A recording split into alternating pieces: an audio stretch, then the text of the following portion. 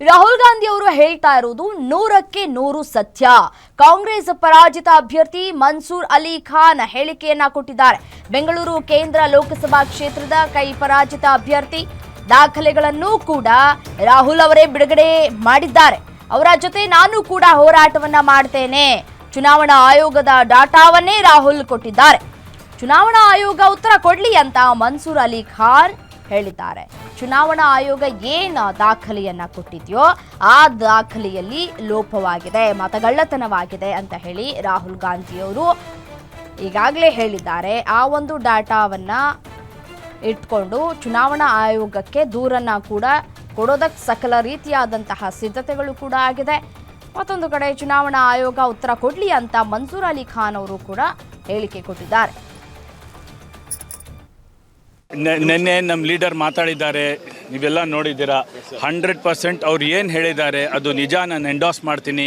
ಮತ್ತು ಇವಾಗ rally stage program ಅವ್ರು ಮಾತಾಡ್ತಾರೆ. ಮತ್ತು ಏನು ಅವ್ರು ಹೇಳಿದ್ದಾರೆ 100%ಕ್ಕೂ ಸತ್ಯ.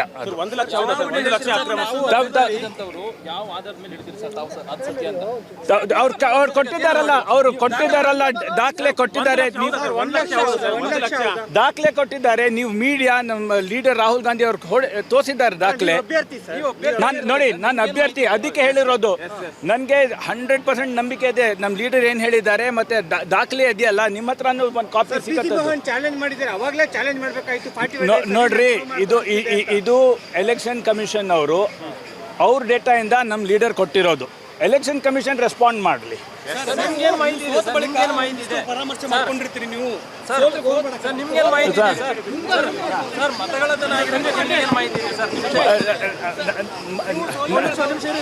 ನಾವು ಎಲ್ಲ ಜನರ ಮುಂದೆ ಹಾಕಿದ್ದೀವಿ.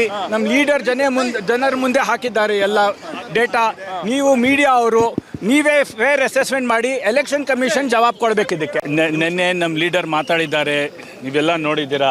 100% ಅವ್ರು ಏನು ಹೇಳಿದ್ದಾರೆ ಅದು ನಿಜ, ನಾನು ಎಂಡೋಸ್ ಮಾಡ್ತೀನಿ. ಮತ್ತು ಇವಾಗ